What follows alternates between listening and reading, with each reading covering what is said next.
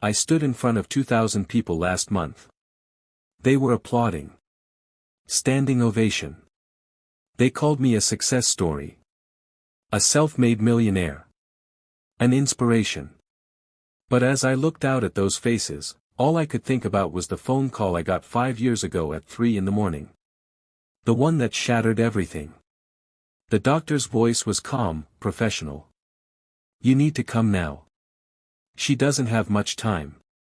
I drove 90 miles an hour through empty streets, running red lights, praying to a God I wasn't sure I believed in. Please. Not yet. Not now. Not when we're so close.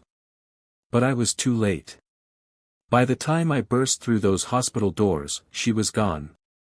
The woman who'd sacrificed everything for me, who'd believed in me when no one else did, who'd stayed through 6 years of failure and poverty and broken promises.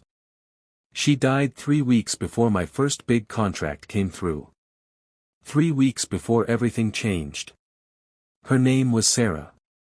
And this is the story of how I lost her right before I found success. We met in college, 2 kids with big dreams and empty pockets.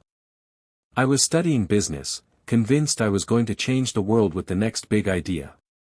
She was studying education, wanting to make a difference one child at a time. We fell in love over cheap coffee and late-night study sessions, making plans for a future we were certain was ours for the taking. We got married 2 weeks after graduation. Everyone said we were too young, too naive. Maybe they were right. But when I looked into her eyes that day, standing at that altar in a small chapel with maybe 30 people watching, I saw my entire life stretching out before me. And she was in every single frame. The first business idea came a year later. A tech startup.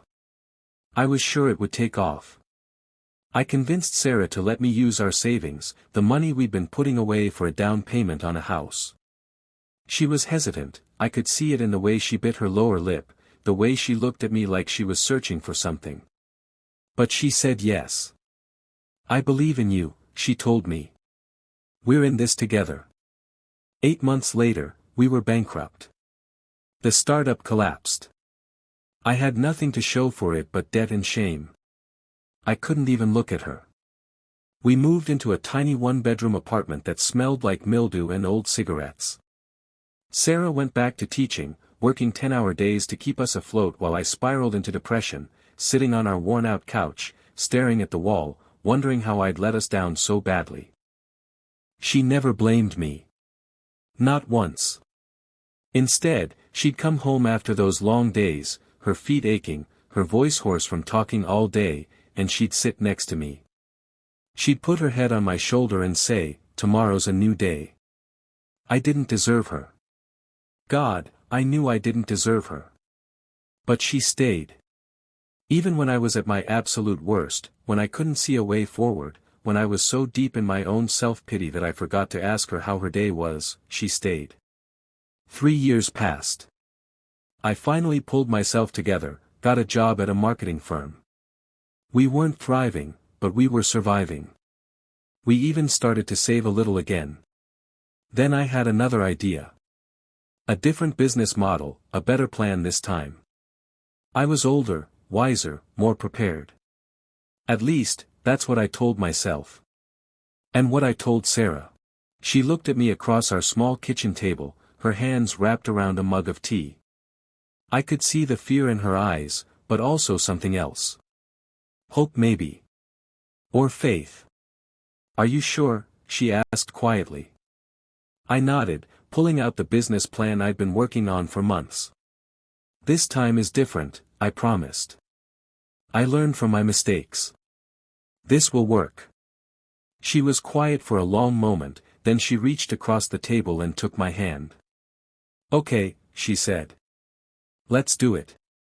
We used our savings again. This time, we even took out a loan, using her car as collateral. It was risky. We both knew it. But she trusted me. The business started well.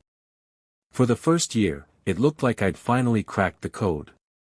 We were making modest profits, building a client base, getting positive reviews. I was working 18-hour days, and Sarah picked up a second job tutoring on weekends to help cover our personal expenses while I reinvested everything back into the company.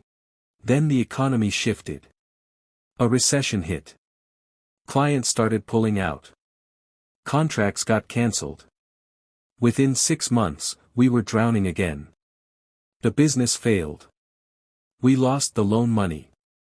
Her car got repossessed. I remember the day they came to take it.